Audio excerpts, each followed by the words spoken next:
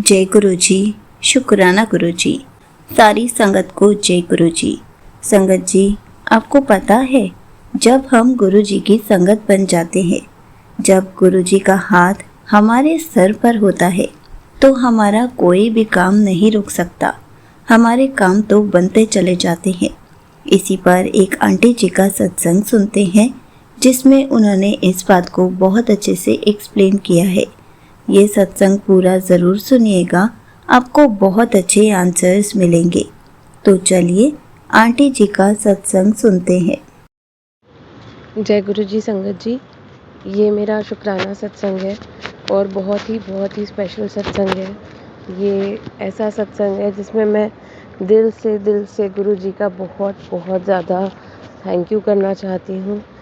मेरा एक काम था जो कि बहुत ही इम्पॉसिबल लग रहा था, बट गुरु जी ने वो कैसे करवा दिया, कैसे हो गया, मुझे पता ही नहीं चला। तो ये एक सत्संग है मेरे बेटे के पासपोर्ट बनने का। मैंने उसका पासपोर्ट बनने के लिए अप्लाई किया था, पर उसमें एक पेपर वर्क की वजह से जो ऑफ़िस वाले हैं, पासपोर्ट ऑफ़िस वाले, वो उसका काम अटका रहे थे। तो मुझे बड़ी टेंशन हुई कि अब ये काम कैसे होगा और मैं ये पेपर कैसे ढूँढूँगी, कैसे जोड़ूँगी, और उस वजह से मेरे बच्चे का ये ज़रूरी डॉक्यूमेंट बन नहीं पाएगा। पर कहीं न कहीं मन में ये उम्मीद और कॉन्फिडेंस पूरा था कि जब तक गुरुजी हैं तो कोई प्रॉब्लम नहीं होगी, वो कोई ना कोई सॉल्यूशन ज़रूर निकालेंगे। तो हमारी फ़र्स्ट अपॉइंटमेंट हुई थी जिसमें ऑफ़िस वालों ने कुछ डॉक्यूमेंट्स की रिक्वायरमेंट करी थी, पर उस टाइम वो डॉक्यूमेंट्स थे नहीं, तो उन्होंने हमें दूसरे पासपोर्ट ऑफ़िस में अपॉइंटमेंट लेने के लिए कहा।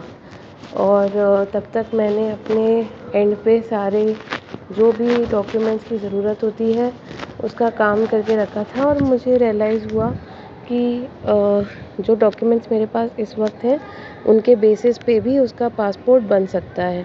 एनीवे हमने ऑनलाइन अपॉइंटमेंट लिया और मुझे 25 अप्रैल की अपॉइंटमेंट मिली। मुझे वो डेट देख के ही कॉन्फिडेंस आ गया कि ये 25 अप्रैल का दिन है और इस दिन ज़रूर मेरा काम हो जाएगा। मैं अपनी सिस्टर को भी साथ लेके गई थी। मैंने उसे बोला कि तू मेरे साथ चल, वहाँ मुझे कोई साथ में रहेगा तो कॉन्फिडेंस रहेगा।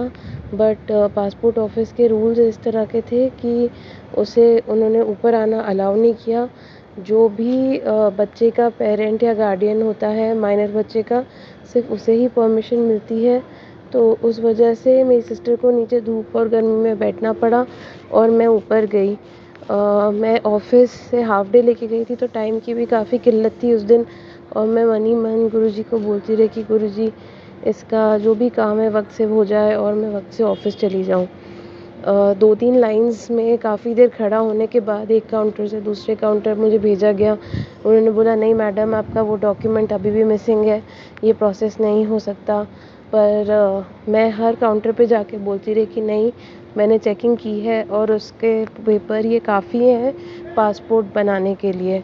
फाइनली मैं एक अंकल जी के पास गई जो कि ऑफ़िसर थे। उन्होंने मुझे बहुत क्लियरली बोला कि नहीं मैडम, आपका तो ये काम नहीं होगा जब तक आप वो डॉक्यूमेंट नहीं दोगे, ये प्रोसेस हो ही नहीं सकता, ऐसे तो हमारे रूल ही नहीं है। और मैं मन ही मन बोलती रही कि नहीं गुरुजी, ऐसा तो होने ही नहीं देंगे और इसका काम ज़रूर बनेगा। उन्होंने मुझे बोला कि आप एक एप्लीकेशन लिख दीजिए, अगर आपको इतना कॉन्फिडेंस है, हम उसको देखेंगे और हम आपको अपना जवाब वापस भेज देंगे।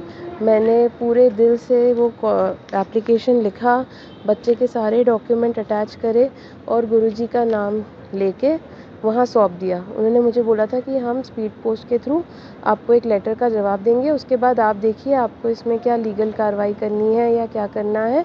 और मुझे लगा था कि अब ये तो बहुत ही लंबा चौड़ा एक प्रोसेस होने वाला है, पर मैंने हिम्मत नहीं हारी। मैंने अपनी पूरी शिद्दत से उसका काम किया, अपनी सिस्टर को आके बताया और हमने सोचा कि चलो अब देखते हैं, जो होगा देखा जाएगा। मन में कहीं ना कहीं एक कॉन्फिडेंस था कि गुरुजी हैं, वो तो देख लेंगे, कुछ ना कुछ हो जाएगा। फिर मैंने वो पेपर डाल दिए और कहीं ना कहीं मैं रोज़ मन ही मन गुरुजी से बात करती थी कि गुरुजी, उसके पासपोर्ट का क्या होगा, उसको पासपोर्ट मिलेगा कि नहीं। अब ये कितनी बड़ी जद्दोजहद होने वाली है, कितनी बड़ी एक स्ट्रगल होने वाली है। पर आई वाज़ लाइक कि चलो देखते हैं, अब गुरुजी देखेंगे, अगर उसका पासपोर्ट बनना होगा तो बनेगा, नहीं बनना होगा तो गुरुजी जब सही समझेंगे वो तभी बनेगा। मैंने गुरुजी के ऊपर पूरी तरह से सरेंडर कर दिया था।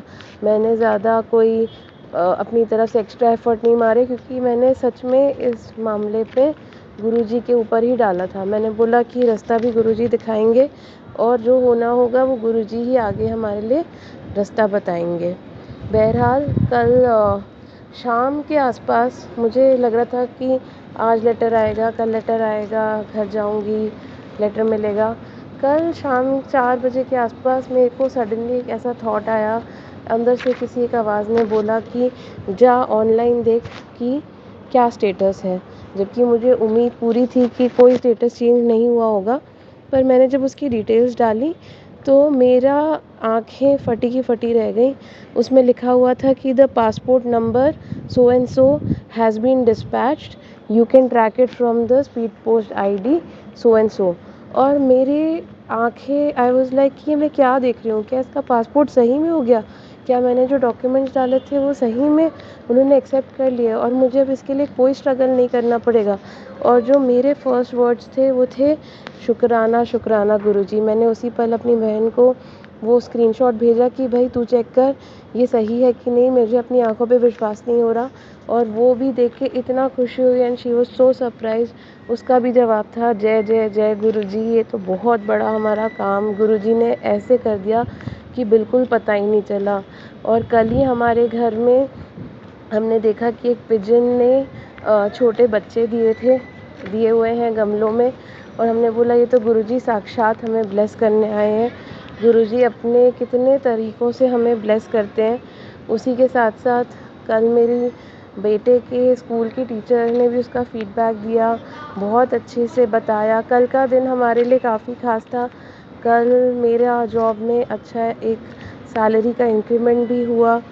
तो मुझे ऐसा लगा कि जैसे गुरुजी हर पल हमारे साथ हैं और हर दिन हमारा ब्लेस कर देते हैं, कैसे हमारा हर काम हो जाता है। मतलब हमारे शुक्राना बहुत छोटे लगते हैं कि जो मेहर गुरुजी हम पे न्यौछावर करते हैं। मैंने आंटी जी के चैनल पे थोड़े दिन पहले एक सत्संग शेयर किया था कि कैसे हमने अपने बेटे का मुंडन कराया था। उस वक्त शायद गुरुजी नहीं चाहते थे कि मैं ये पॉइंट या ये एक शुक्राना करूं, उस टाइम मेरे दिमाग में भी नहीं आया।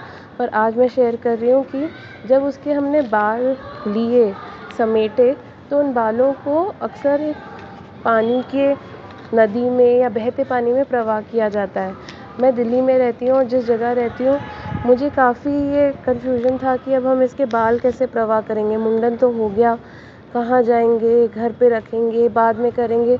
मेरा मन था कि जब इसका मुंडन हो गया है तो इसके बाल भी सही जगह प्रवाह हो जाएं, ताकि एक पूरा हमारा जो हमने एक विधि की है वो सही तरह से संपन्न हो जाए। उसी टाइम जब हम घर जा रहे थे तो मेरे दिमाग में ख़्याल आया कि अरे हमारे घर के पास तो एक ये वाली नहर होती है। और मैंने जो हमारे ड्राइवर अंकल थे उनसे पूछा कि अंकल आप भी वहीं रहते हैं आसपास, आपको पता है क्या? और उन्होंने बोला हाँ मैं तो यहाँ जाता रहता हूँ। और मुझे लगा ये थॉट भी गुरुजी ने दिमाग में डाला कि जा तू इधर इसको प्रवाह कर दे।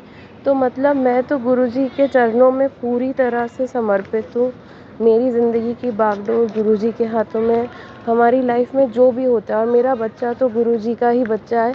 गुरुजी चाहते थे कि उनके बच्चे का काम हो जाए तो उन्होंने बिना किसी को बताए चुपचाप कैसे कौन सा पेपर कहाँ पासपोर्ट ऑफिस में घुमाया होगा, किसकी बुद्धि फिराई होगी, मुझे कुछ नहीं पता। पर मुझे इतना पता है कि गुरुजी का बच्चा, मेरा बच्चा, जो उनकी मेरे पास एक अमानत है, उसका काम उन्होंने ऐसे कर दिया। बस ऐसे ही उसके ऊपर अपना हाथ बनाए रखिएगा गुरुजी, हम सब के ऊपर अपना हाथ बनाए रखिएगा। हम तो सिर्फ मिट्टी के पुतले हैं, सिर्फ आपके ही बनाए हुए हैं। आप जैसा हमें चलाएंगे हम वैसे चल जाएंगे। हमारा अपनी लाइफ में हम कोई कुछ करने वाले नहीं हैं, हम कोई सोचने वाले नहीं हैं। जो बुद्धि आप देते हैं, जो सोच आप देते हैं, हम उसी रास्ते पे चलते हैं और वही रास्ता हमारे लिए सबसे बेस्ट है। हमेशा हमारे साथ रहिएगा गुरुजी, हमेशा हमें उस रास्ते पे चलाते रहिएगा। सर्वथा भला करिएगा, हर इंसान की लाइफ में उसको सेहत दें, हम जिनकी मदद कर सकें हमें उसकी क्षमता दीजिएगा। हमारे घर में, सबके घरों में खुशहाली हो, कोई रोए ना, कोई टेंशन में ना हो, किसी की लाइफ में कोई परेशानी ना हो। थोड़े दिन पहले हमारे घर में एक लड़की रहती है, उसकी तबीयत ठीक नहीं थी और हम सब के मन में कहीं ना कहीं ये था कि इसको मदद की ज़रूरत है। उसी टाइम मेरी सिस्टर ने यहाँ आई हुई थी, उसको थॉट आया कि मुझे इसका अल्ट्रासाउंड कराना चाहिए, इसका ब्लड टेस्ट कराना चाहिए। और जब हमने कराया तो उसकी रिपोर्ट उतनी सही नहीं थी, पर उस वक्त भी हमने गुरुजी का ये शुक्राना मनाया कि गुरुजी आपने सही टाइम पे हमारे दिमाग में थॉट डाला और हम उसे उसके घर पहुंचा पाए और उसका इलाज सही तरह से हो सका। उसकी जो भी प्रॉब्लम थी लोगों के सामने आ सकी। तो ये शायद उस लड़की का कोई कष्ट कटा होगा इस तरह से। पर Guruji again thank you so much, आपने सही वक्त पे हमारे दिमाग में ये थॉट डाला कि इस वक्त इसकी ज़रूरत है। तो हर वक्त हमें गाइड करते रहने के लिए बहुत बहुत थैंक यू, बहुत बहुत शुक्राना गुरुजी। अपने चरण कमलों पे हमेशा सर मेरा रखिएगा, मुझे ब्लेस करते रहिएगा, सबको ब्लेस करते रहिएगा, अपने चरणों में हमें जगह दीजिएगा। हम आपका सिमरन करते सुबह उठें, सिमरन करते रात को सोएं, बस इसी प्रार्थना के साथ और आपके आशीर्वाद की हमेशा कामना करने के साथ मैं आपके मंत्र जाप के साथ अपनी वाणी को विराम दूंगी और ये सत्संग यहीं पे विराम करूंगी। ओम नमः शिवाय, शिवजी सदा सहाय। ओम नमः शिवाय, गुरुजी सदा सहाय। ओम नमः शिवाय, शिवजी सदा सहाय। ओम नमः शिवाय, गुरुजी सदा सहाय। जय गुरुजी, शुक्राना गुरुजी, अनंतम अनंतम शुक्राना Guruji. We love you Guruji, thank you Guruji. Thank you so much aunty ji, आपने अपना सत्संग पूरे गुरु परिवार के साथ शेयर किया।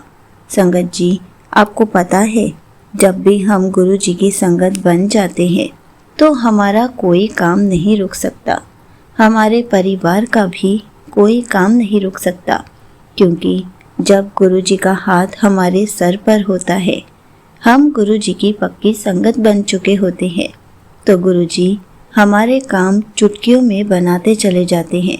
संगत जी, अगर हमारा पूरा परिवार गुरु जी को नहीं मानता, पूरे परिवार में एक शख्स भी गुरु जी को मानता है, तो गुरु जी पूरे परिवार को ब्लेस करते हैं, पूरे परिवार के अंग संग रहते हैं। संगत जी, हर पल हमें गुरु जी का शुक्राना करना चाहिए कि गुरु जी ने हमारा हाथ थामा, हमें अपने गुरु परिवार का हिस्सा बनाया, हमें अपनी संगत बनाया। अब हमारे सारे काम चुटकियों में बनते चले जाते हैं, इसलिए गुरु जी का हर पल शुक्राना करें। जय गुरु जी, शुक्राना गुरु जी।